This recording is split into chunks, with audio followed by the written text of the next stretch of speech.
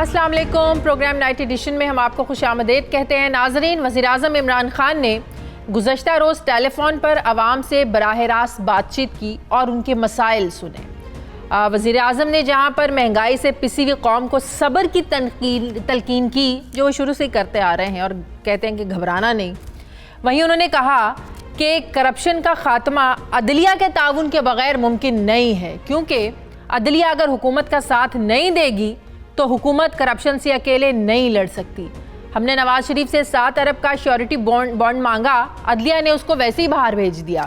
ایک ایسے وقت میں جب حکومت کو ناظرین اپنے ہی جاری کردہ NEPRA act ordinance, state bank ordinance اور انکم ٹیکس ترمیمی آرڈیننس کی وجہ سے بہت زیادہ تنقید کا سامنا ہے، وہیں حکومت اپوزیشن کو بھی آڑے ہاتھوں لینے کا کوئی موقع ہاتھ سے نہیں جانے دیتی۔ وزیر اعظم کہتے ہیں کہ اسٹیٹ بینک کی خود مختاری کے معاملے پر بڑا شور مچا ہوا ہے، اس پر ابھی پارلیمان میں بحث ہونی ہے، لیکن وزیر اعظم صاحب یہ بھی جانتے ہیں کہ وفاقی کابینہ اس کی منظوری دے چکی ہے، تو پھر اس منظوری کے بعد پھر بحث کا کیا فائدہ؟ کیا اگر اپوزیشن سے آپ بحث کریں گے، اگر اپوزیشن اس کو بدلنا چاہے گی، کوئی سجیشنز دے گی، پھر اس منظوری کے بعد کیا آپ اس میں ایڈ کریں گے؟ کیا اپوزیشن کی تجاویز مانگیں گے؟ پھر ایسی بحث کا کیا فائدہ؟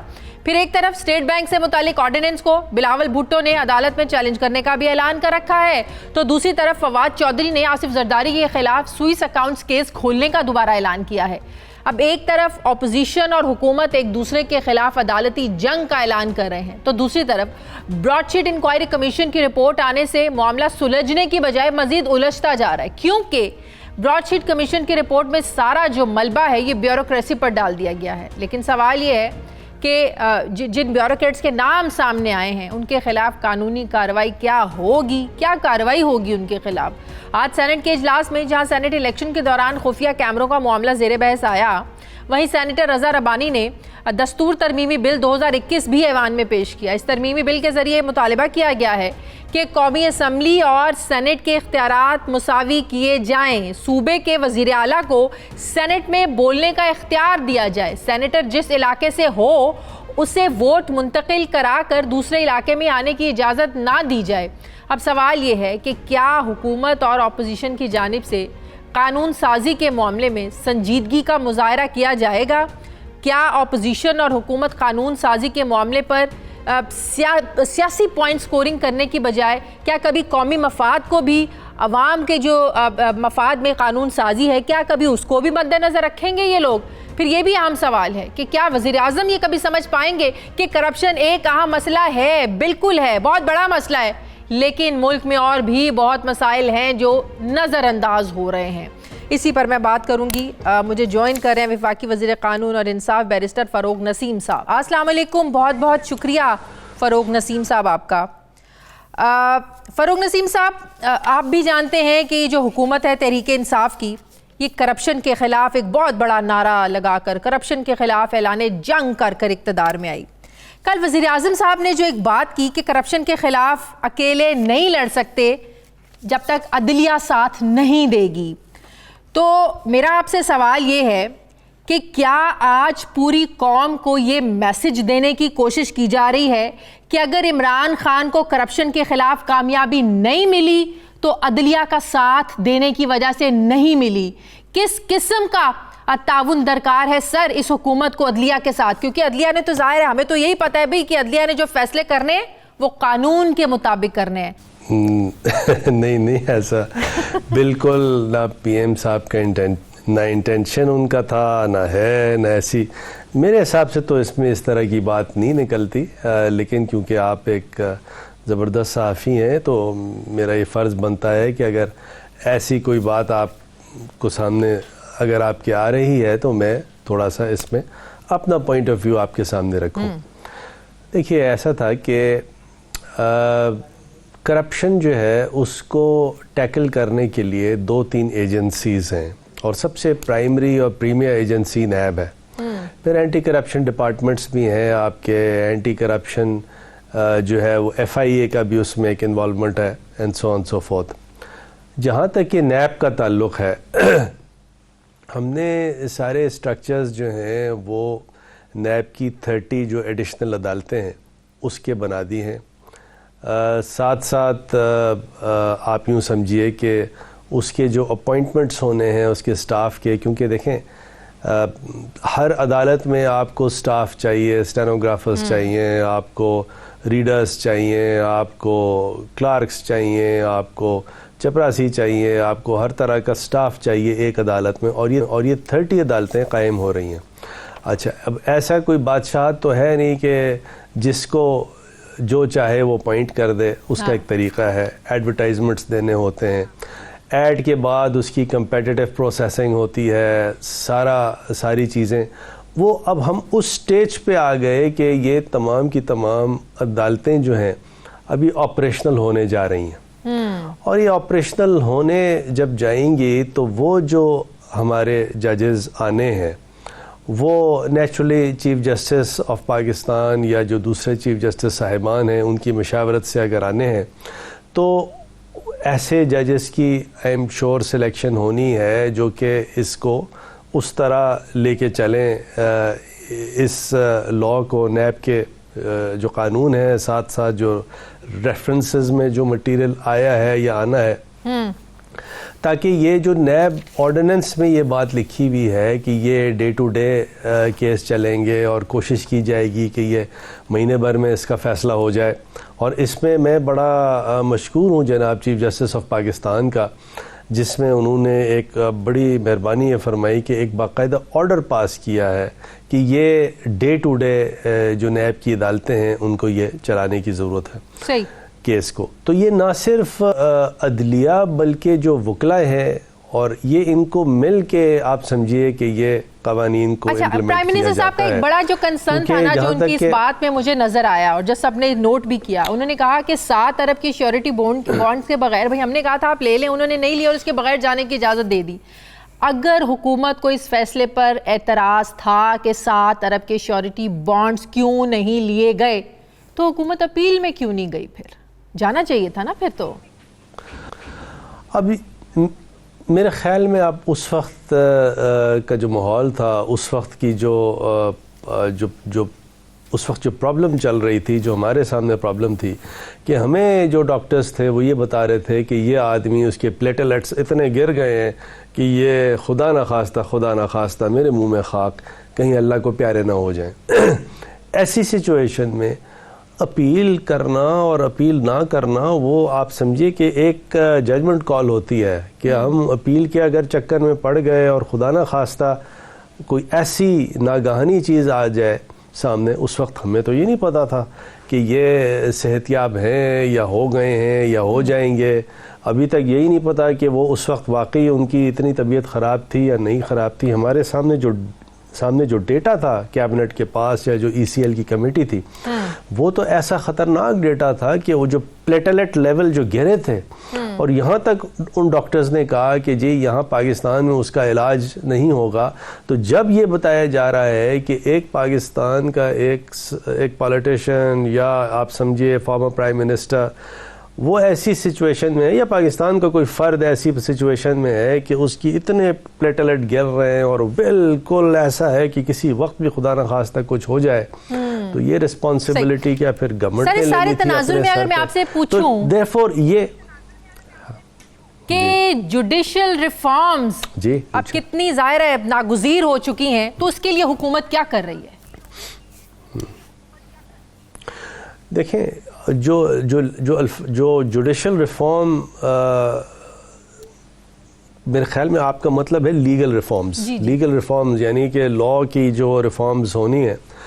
اب آپ یہ سمجھیے کہ ڈفرینٹ اس کے پورشنز ہیں، ڈفرینٹ کمپارٹمنٹس ہیں. ایک سول لاء ہے، ایک کرمنل لاء ہے، ایک جو دوسرے اس کے ایلائڈ لاز ہیں، جیسے فار ایگزامپل انہیریٹنس لاء ہے. اب انہیریٹنس لاء آپ کو پتہ ہے کہ یہ 8-9 سال لگتے تھے سکسیشن سرٹیفکیٹ لینے میں یا لیٹر آف ایڈمنسٹریشن لگنے میں.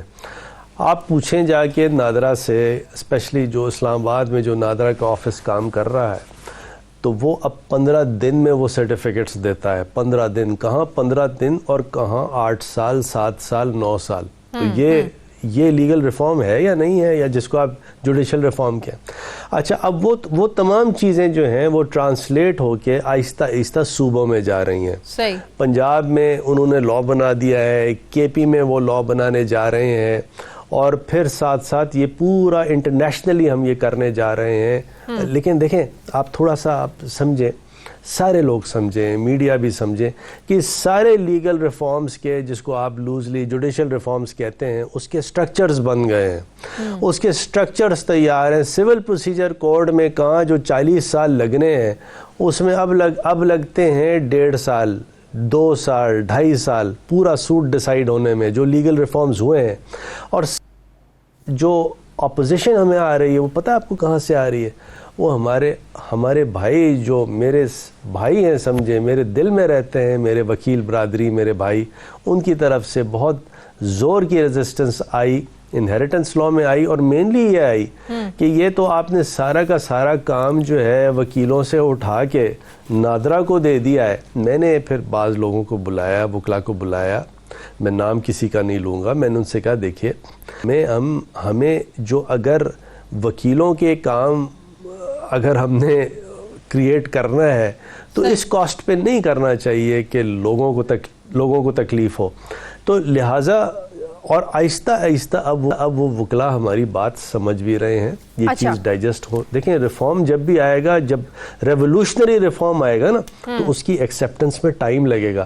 آپ اگر یہ 6 مہینے سال بھر کے بعد جب مجھ سے یہ, اسپیشلی سال بھر کے بعد جب مجھ سے یہ سوال کریں گے, تو یہ تمام کا تمام جو سسٹم میں نے بنایا ہے, اسٹرکچرز بنائے ہیں, کرمنل ریفارمز ہمارے بالکل تیار ہیں.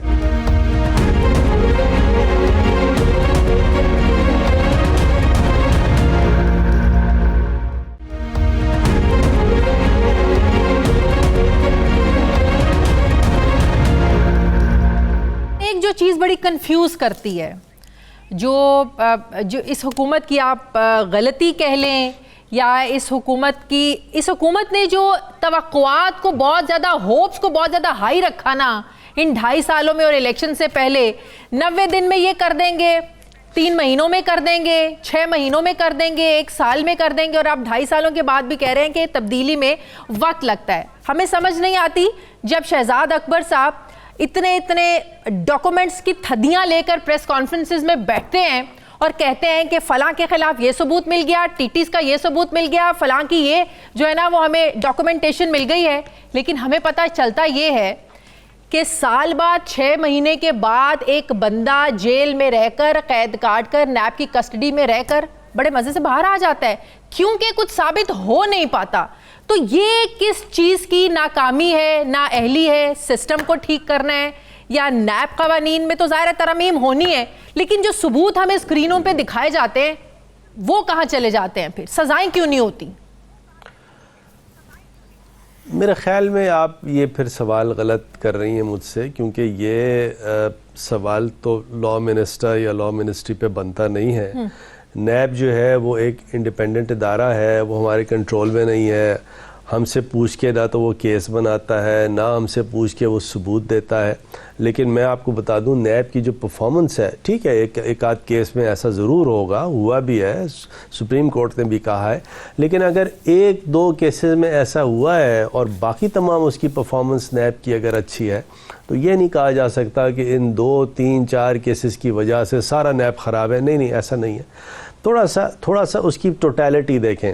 لیکن اب جو یہ 30 کورٹس بننے جا رہی ہیں, دیکھیں بات تھوڑا سا آپ اور میری بات سنیں گی کہ یہ بعض نیب کے کیسز ایسے ہیں جو کہ سن 2000-2001 سے پینڈنگ ہے پاکستان کی نیب کی عدالتوں میں, جو اکاؤنٹیبلٹی کورٹس ہیں. اچھا, اس حکومت کو تو آئے ہوئے 2-2.5 سال ہوئے ہیں. اب وہ تمام کے سٹرکچرز جو ہیں, پہلے تو آپ دیکھیں 1.5 سال تک تو اپوزیشن نے ہاتھ نہیں رکھنے دیا, کوئی لا پاس کرنے نہیں دیا. ابھی جا کے اس پوزیشن میں ہم آئے ہیں, یہ ابھی مارچ میں اس پوزیشن میں آئے ہیں کہ ہم سینٹ میں جو میجورٹی, یا سمجھیے کہ میجورٹی بالکل کم ہو گئی, کہ ہم اس پوزیشن میں ہیں کہ شاید ہم بہت سے قوانین پاس کرا سکیں.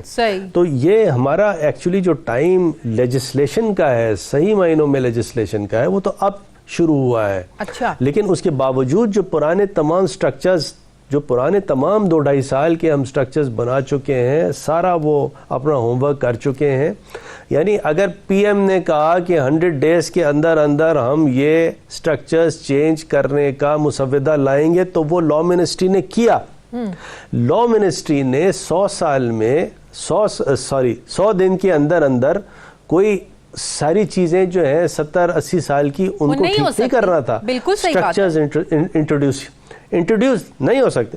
سٹرکچرز انٹروڈیوس کرنے تھے جو لا منسٹری نے 100 دن میں نہیں بلکہ 60-70 دن میں انٹروڈیوس کر دیے تھے. اور یہ اب وہ وقت آ گیا ہے کہ اب اس کی پرفارمنس آپ کو ملے گی، امپلیمنٹیشن ملے گی، اور یہ پارشلی آپ کو ملنی شروع ہو گئی ہے انہیریٹنس لا میں. صحیح. ایک اور چیز میں آپ سے پوچھنا چاہتی ہوں کہ اپوزیشن تو اس حکومت کو کہتی ہے کہ آرڈیننس کی فیکٹری ہے یہ حکومت.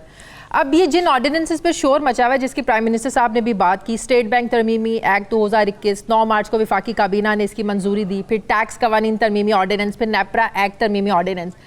اب کہا جا رہا ہے کہ ان معاملات پر پارلیمان میں بحث ہونی ہے، لیکن میرا سوال جو ٹیکنیکل جو میں پوچھنا چاہتی ہوں، سمجھنا بھی چاہتی ہوں کہ ایک چیز جب منظور ہو چکی ہے اور اس کو بعد میں بحث کے لیے بھیجا جائے گا تو کیا پھر اس میں کوئی تبدیلی ہو سکتی ہے اگر اپوزیشن کوئی اس پر بات کرے، تجاویز دینا چاہے، کوئی اور اس پر کوئی بات کرنا چاہے؟ کیونکہ منظوری تو ہو چکی نا، آرڈیننس تو بن چکے، تبدیلی ہو سکتی ہے.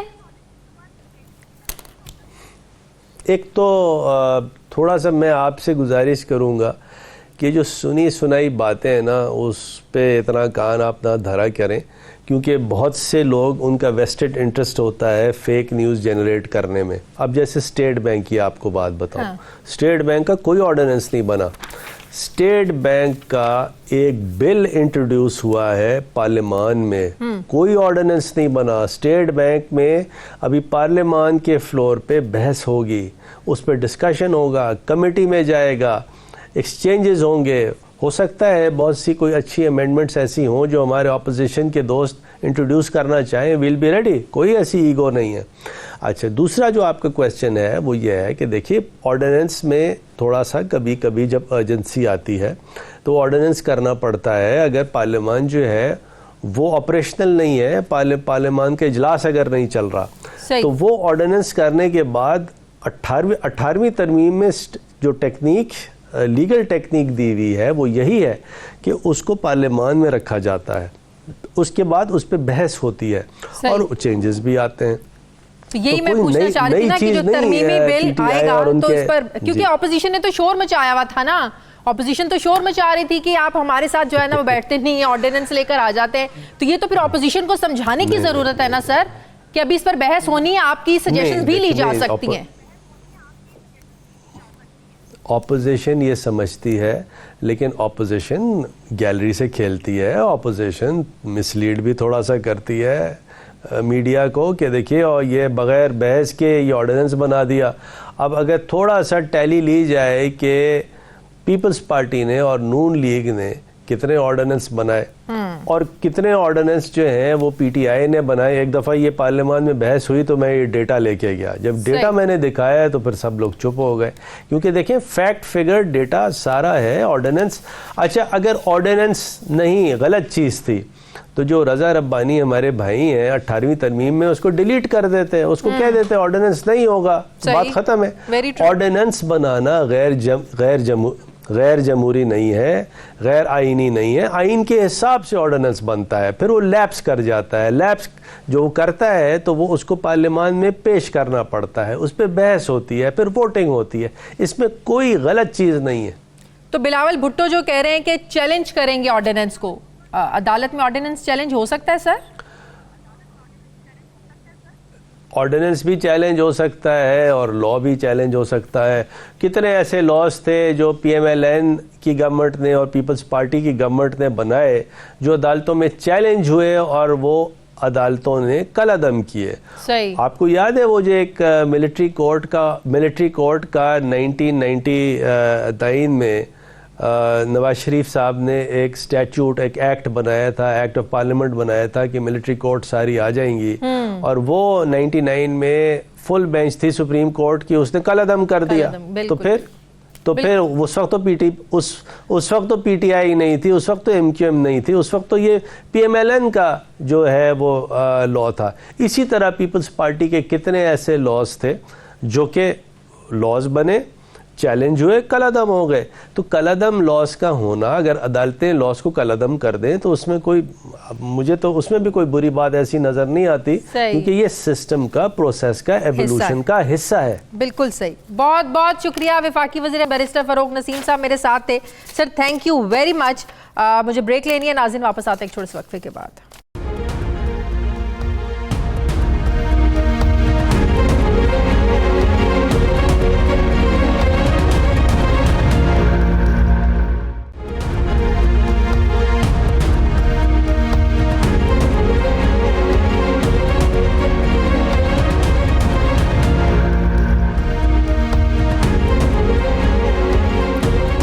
کے بعد ایک بار پھر سے آپ کو خوش آمدید کہہ رہے ہیں. ناظرین, پی ڈی ایم نے خود بھی بہت خواب دیکھے اور عوام کو بھی ٹرک کی بتی کے پیچھے لگایا, اور اب نوبت یہ آ گئی ہے کہ حکومت کے خلاف لڑتے لڑتے نون لیگ اور پیپلز پارٹی اب ایک دوسرے کا ماضی یاد دلانے لگے ہیں, جملے کسنے لگے ہیں. بلاول بھٹو تو کہہ رہے ہیں کہ تحریک کیسے چلانی ہے یہ صرف ہم جانتے ہیں. تو اگر جناب تحریک چلانا صرف پیپلز پارٹی جانتی تھی, آپ لوگ جانتے تھے, اور باقی پی ڈی ایم جماعتوں کو کچھ نہیں پتا تھا کہ تحریکیں کیسے چلائی جاتی ہیں, تحریک کیسے چلانی ہے, تو پھر پی ڈی ایم کی صدارت مولانا کو کیوں دی گئی؟ پھر پی ڈی ایم کو آپ کو لیڈ کرنا چاہیے تھا. آپ لیڈ کرتے پھر پی ڈی ایم کو اور سب کو بتاتے کہ تحریکیں ایسے چلتی ہیں. لیکن ویسے تحریک چلانی کیسے تھی آپ لوگوں نے ہمیں یہ بھی بتا دیتے بلاول صاحب, تو بہت اچھا ہوتا. کہ کیا آپ استعفے نہ دینے کو تحریک چلانا کہتے ہیں, یا پھر متفقہ فیصلوں سے پھرنے کو تحریک کہتے ہیں؟ کیا ماضی کے تانے ایک دوسرے کو دینا آپ لوگ اس کو تحریک کہتے ہیں؟ کیا آپ کی تحریک صرف یوسف رضا گیلانی کو سینیٹر بنوانے کے لیے ہی تھی, یہی سمجھا جائے؟ اور پھر جن جماعتوں نے یوسف رضا گیلانی کو سینیٹر بنوانے کے لیے ساتھ دیا, اور یہ جانتے ہوئے کہ ان کے ووٹوں کے بغیر گیلانی صاحب سینیٹر نہیں بن سکتے تھے, اور پھر انہی جماعتوں پر جملے کسنا کہ جن جماعتوں نے گیلانی کو نااہل کیا, آج انہی کے ووٹوں سے ہم نے سینیٹر بنوایا. تو ہمیں ذرا یہ سمجھا دیں کہ کیا اس تحریک کا مقصد گیلانی صاحب کی نااہلی کا بدلہ لینا تھا انہی جماعتوں سے جن کے ووٹوں سے گیلانی صاحب سینیٹر بنے؟ کیا آپ اس کو تحریک کہتے ہیں, اس کو تحریک چلانا کہتے ہیں؟ اور بلاول بھٹو نے بالکل ٹھیک کہا کہ ان کی سمجھ سے باہر ہے کہ کیسے اس موقع پر اپوزیشن جماعتوں نے اپوزیشن سے ہی اپوزیشن شروع کر دی, اور واقعی اپوزیشن عمران خان کو تو بھول ہی گئی ہے, کیونکہ ہم سب جانتے ہیں کہ حکومت کو ڈیڈ لائن دینے والی اپوزیشن آج ایک دوسرے کو شو کاز نوٹس بھجوا رہے ہیں, جواب مانگ رہے ہیں کہ پی ڈی ایم کے فیصلوں کو نظر انداز کیوں کیا. اور سینٹ میں فرینڈلی اپوزیشن, شاہد خاقان عباسی صاحب کہتے ہیں کہ ہم تو نہیں چاہتے کہ سینٹ میں فرینڈلی اپوزیشن ہو.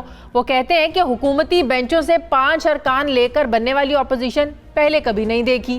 اب سوال یہ ہے کہ پیپلز پارٹی تو اب بھی پنجاب میں عدم اعتماد لانا چاہتی ہے, لیکن سوال یہ ہے کہ پنجاب میں 6 سیٹوں کے ساتھ اب تحریک عدم اعتماد لا کیسے سکتے ہیں؟ اور جو کچھ پی ڈی ایم کے فیصلوں کے ساتھ پاکستان پیپلز پارٹی نے کیا, کیا نون لیگ پیپلز پارٹی پر اعتماد کرے گی؟ مطلب یہ کہ حکومت کے خلاف عدم اعتماد لاتے لاتے ان جماعتوں کا ایک دوسرے پر عدم اعتماد ہو گیا ہے.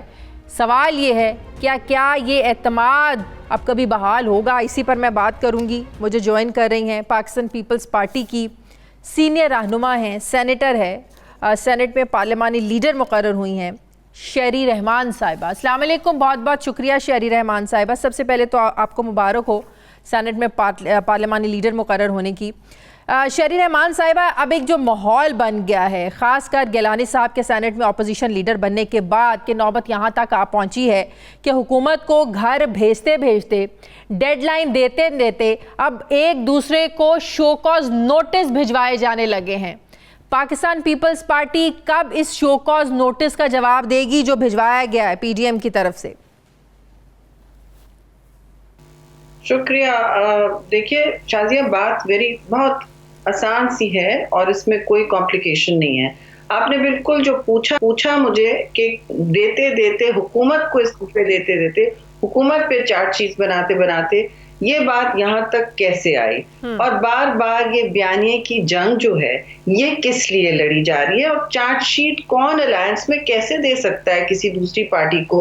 ہم کسی کے ان کے لیے کام نہیں کرتے یا ہم کسی کو رپورٹ نہیں کرتے. ہمارے وہاں صدر ہیں سینئر, میں بھی اس میں وائس پریزیڈنٹ تھی, ہمارے بغیر کس طرح یہ اجلاس کر کے چارج شیٹس ہو رہی ہیں؟ ریڈیکولس چارج شیٹ تو ہمیں دینی چاہیے. تو میں تو صرف یہ کہوں گی کہ ہمارا ہدف بہت واضح طور پر آج بھی پارلیمان میں ہم نے اپنی صلاحیت کو اور میجورٹی کو بروقار لاتے ہوئے ٹکا کے ڈیفیٹ کیا ہے حکومت کو, جب وہ ویکسین پر, کووڈ ویکسین پر ہمارا ریزولوشن ایکسیپٹ نہیں کر رہے تھے. کسی ممبر نے بنایا تھا JUI کے, کامران صاحب, بہت اچھا, ویکسین پرائسنگ پر ہم کافی دنوں سے بات بھی کرتے جا رہے ہیں, اور یہ کس طرح ہو رہا ہے. تو جب وہ انہوں نے کہا نہیں حکومت بہت اچھے کام کری, میں نے کہا سوال نہیں, ہم اس کو ڈیفیٹ کریں گے, اور ہم اپنا جو ہمارا اس وقت بیانیہ ہے, اور بیانیہ سے زیادہ ہماری جو سوچ ہے وہ یہ ہے کہ بھائی آپ ویکسینیشنز کروائیں. پاکستان وہ ملک ہے جس نے صرف چین نے آپ کو دیے خیرات میں, آپ ابھی تک کچھ امپورٹ نہیں کر رہے. بائیں شائیں NCOC آج لا رہی ہے تو کبھی ڈریپ لا رہی ہے, اس طرح کی باتیں نہیں ہوتی. یہ ایک بنیادی انسانی حق ہوتا ہے. شہری رحمان صاحب, بلاول بھٹو صاحب کی جو کل کی تقریر, ذرا اس پر آتے ہیں. کل بلاول بھٹو صاحب نے کہا کہ تحریک چلانا صرف ہم لوگ جانتے ہیں. تو میرا سوال آپ سے یہ ہے کہ اگر پاکستان پیپلز پارٹی یہ سمجھتی تھی کہ آپ لوگ بہتر طریقے سے اس تحریک کو چلا سکتے ہیں, تو پھر مولانا صاحب کو لیڈ کرنے کی جو ان کو صدارت کیوں دی گئی؟ پھر تو پاکستان پیپلز پارٹی کو لیڈ کرنا چاہیے تھا نا, کیونکہ بقول بلاول صاحب کے ہم بہتر جانتے ہیں کہ تحریک کو کیسے چلانا ہے. پھر کیوں آپ لوگوں نے مولانا صاحب کو لیڈ کرنے دیا؟ تو پھر تو آپ لوگوں کو فیصلے کرنے چاہیے تھے, آپ لوگوں کو جماعتوں کو ساتھ لے کر چلنا چاہیے تھا کہ بھائی ایسے فیصلے ہوتے ہیں, ایسے حکومتوں کو گھر بھیجا جاتا ہے, ایسے تحریکیں چلائی جاتی ہیں. آپ نے بہت اچھا سوال پوچھا شازیہ, کیونکہ یہ جو PDM کی بانی جو ہیں وہ پیپلز پارٹی اور چیئرمین بلاول کے انسسٹنس پر پہلا اجلاس آپ کو پتہ ہے میریٹ میں ہوا, اس کی پھر بہت ہم نے شیئر کی میزبانی, لیکن نون لیگ اور JUI کی بہت سخت اصرار تھا کہ صدارت مولانا صاحب کہیں گے. ہم نے کہا اس میں ہمیں کوئی وہ نہیں ہے کون کرے صدارت, بس ہمارا تھا کہ یہ روٹیشن میں ہوتی ہیں.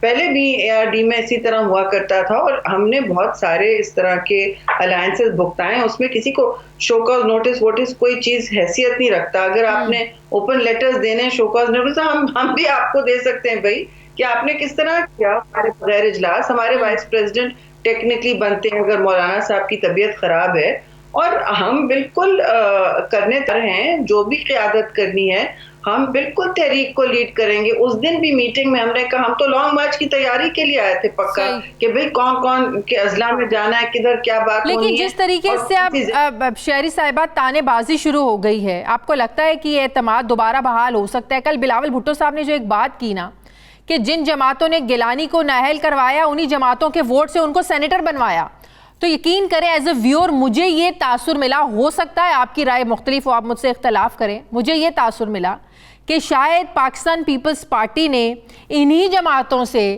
گیلانی صاحب کو نااہل کروانے کا بدلہ لے لیا, ان کو سینیٹر بنوا کے. یہ تاثر گیا کل بلاول بھٹو صاحب زرداری صاحب کی جو ہے نا وہ باتوں سے. تو اب بات یہ ہے کہ اب یہ باتیں ہو رہی ہیں, ایک دوسرے کا ماضی یاد جو ہے نا وہ کروایا جا رہا ہے کہ جنرل ایوب نے کس کو وزیر بنایا, جنرل ضیاء نے کس کو وزیر بنایا. تو عدم اعتماد واقعی اب تو آپ لوگوں کے درمیان جو ہے وہ پیدا ہو گیا, آپ لوگ ایک دوسرے کا اعتماد تو آپ لوگ کھو بیٹھے ہیں. دیکھیں ہم نے بالکل یہی بات کی کہ استعفے ہمیں ایک دوسرے کے نہیں لینے ہیں, ہمیں عمران خان کی حکومت کے لینے ہیں. عدم اعتماد ہم نے ایک دوسرے پہ نہیں کرنا ہے, اس حکومت پہ کرنا ہے, اور ہم نے ان کو قائل کر کے اپنی حکمت عملی اور چیئرمین بلاول کی بردباری اور سوچ کے بالکل عین مطابق پیپلز پارٹی کا ہمیشہ یہی طریقہ رہا ہے. 85 سے ہم نے طے کر لیا ہے بوائکاٹ اور ریزگنیشنز. بہت ہی عجیب و غریب اسٹریٹجی ہوتی ہے, اور آپ نے اینڈ میں اگر جمہوری سیاست کرنی ہے تو وہ پارلیمان میں ہی آ کے ہوتی ہے نا. آپ الیکشن لڑ کے آپ استعفیٰ دیں گے, پھر آپ الیکشن لڑیں گے, تو پھر آپ کہاں آئیں گے؟ اسی پارلیمان میں آئیں گے, اسی سسٹم میں آ کے آپ نے لڑنا ہے. آپ کے پاس جو ہتھیار ہیں ان سے لڑنا ہے. اور پہلا ہتھیار ہر جمہوری آئینی پارٹی کا پارلیمانی سسٹم ہوتا ہے اور اس میں اگر آپ حکومت کو ڈیفیٹ کرتے ہیں, عدم اعتماد ہو چکی وہاں, پھر سینٹ میں یہ الیکشن نہیں لڑنا چاہ رہے تھے, وہاں ہم نے آج بھی ڈیفیٹ کیا ہے حکومت کی ریزولوشن کو جو بدلنا چاہ رہے تھے ویکسین والا, اور پھر آپ نے دیکھا بائی الیکشن یکے بعد دیگرے اللہ کے فضل سے یہ الائنس جیت کے آئی ہے. تو کیا آپ ایک طرف ہمیں کہہ رہے ہیں NA 249 میں ہمیں الیکشن لڑنا ہے اور ہمیں سپورٹ کریں, پھر دوسری طرف کہہ رہے ہیں کہ ہمیں استعفے دینے.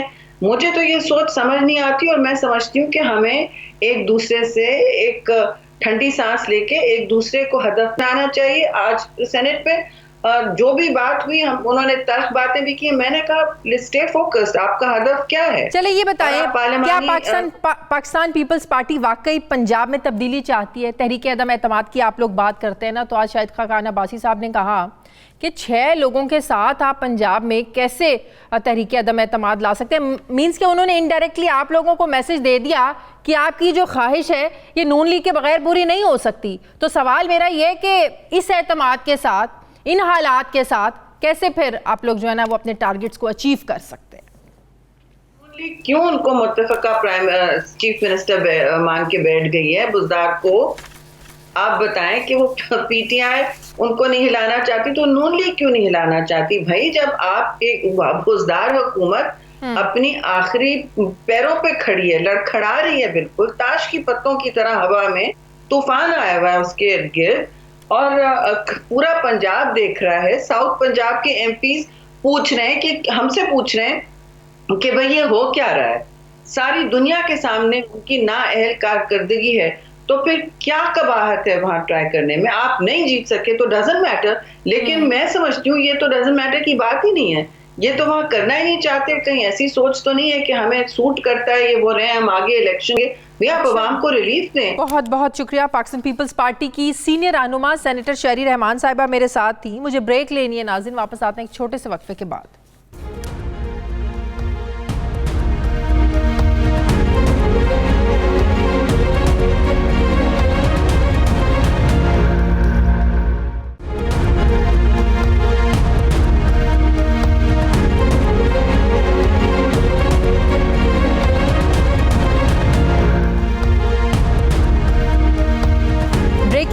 ایک بار پھر سے آپ کو خوش آمدید کہتے ہیں. سینئر صحافی تجزیہ کار مظہر عباس صاحب نے مجھے جوائن کیا ہے. السلام علیکم, بہت بہت شکریہ مظہر عباس صاحب.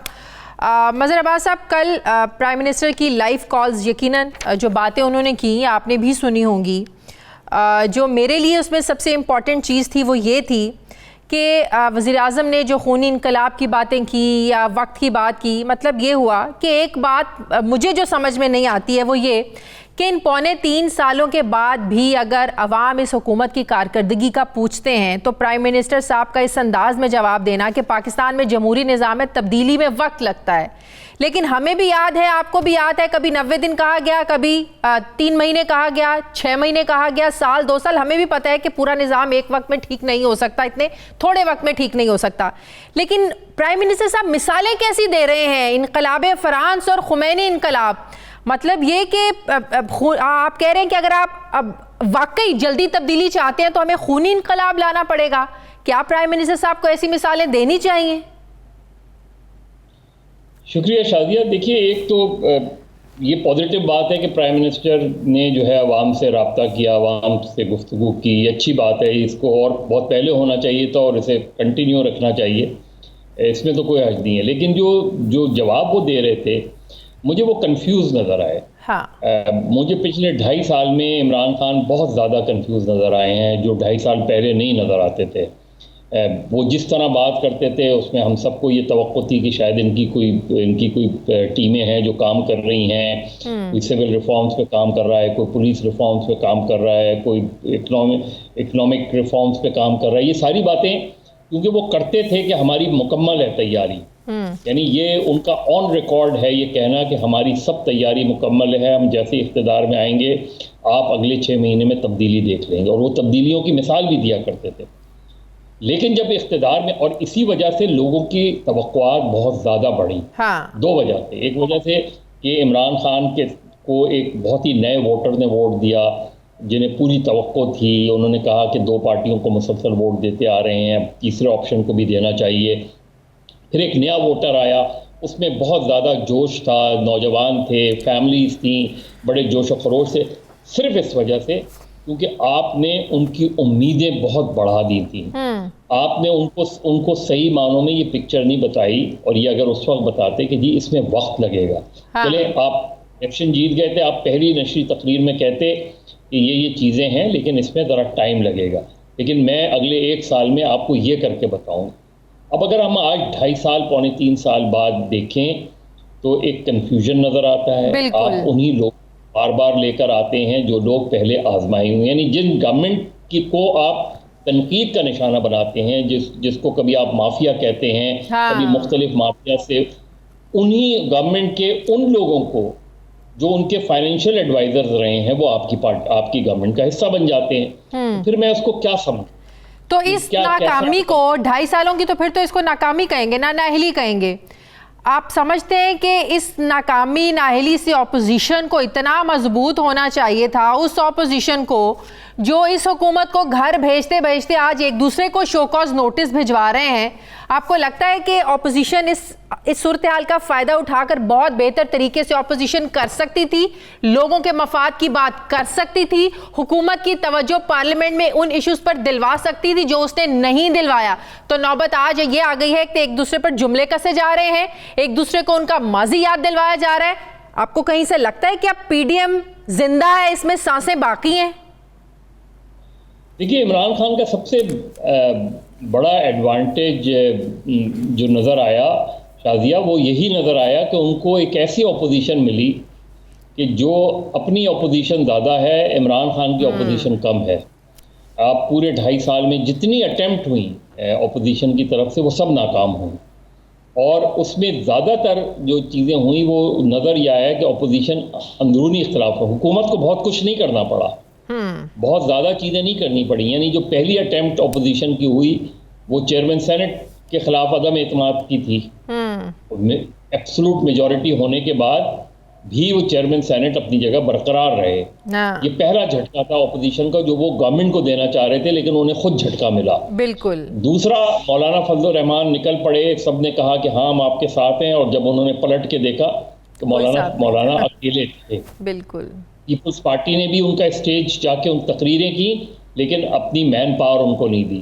مسلم لیگ نون نے بھی جا کے تقریریں کی، لیکن ان کو مین پاور نہیں دی.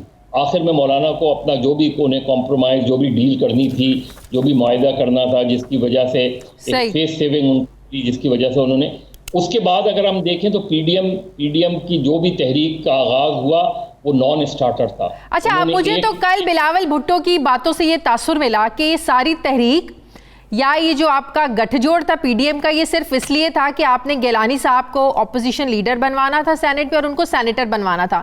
کیونکہ یہ جو انہوں نے بات کی نا کہ جن جماعتوں نے گیلانی کو نااہل کیا انہی کے ووٹوں سے سینیٹر بنوایا، مطلب انہوں نے ایک تاثر دیا. آپ کو نہیں لگتا کہ یہ تاثر دیا گیا کہ ہم نے گیلانی کی نااہلیت کا بدلہ لے لیا جن لوگوں نے یہ کیا؟ دیکھیے، انہوں نے ان کی جو بھی حکمت عملی ہو، لیکن اس میں پیپلز پارٹی کی جو ہے وہ الٹیمیٹلی پیپلز پارٹی نے جو leader of the opposition senate کے مسئلے پہ جو پوزیشن لی ہے وہ پیپلز پارٹی کی کمزور پوزیشن ہے. لیکن اس وقت جو نون لیگ جس طریقے سے پیپلز پارٹی کو اب ٹارگٹ کرنے کی کوشش کر رہی ہے، اس سے مسلم لیگ نون کو بھی کچھ حاصل نہیں ہوگا، اور پیپلز پارٹی جو اپنا لاس کر چکی ہے وہ تو کر چکی ہے. نتیجتاً اپوزیشن ایک ڈیوائیڈڈ ہاؤس نظر آئے گی، جو نظر آئی ہمیں. بعض چیزوں پہ ہو سکتا ہے کہ وہ متفق ہو جائیں، لیکن اپوزیشن اب اس پوزیشن میں نہیں ہے کہ عمران خان کے خلاف کوئی تحریک چلا سکے. یہ آپ بالکل لکھ کر رکھ لیں کہ اب عمران خان پہلے سے زیادہ مضبوط ہیں. کمزور وہ صرف اپنی حکمت عملی سے ہیں. کمزور جو وہ ہو رہے ہیں شاید اپنی ٹیم کی وجہ سے، اپنی کارکردگی کی وجہ سے. اپوزیشن نے بالکل کمزور نہیں کیا اس حکومت کو. آپ بالکل ٹھیک کہہ رہے ہیں. بہت بہت شکریہ. سینئر صحافی تجزیہ کار مظہر عباس صاحب میرے ساتھ تھے. ناظرین، ہمارے پروگرام کا وقت ختم ہو گیا. فیڈ بیک ضرور دیجیے گا، اپنا خیال رکھیے گا. مجھے اجازت دیجیے. اللہ حافظ.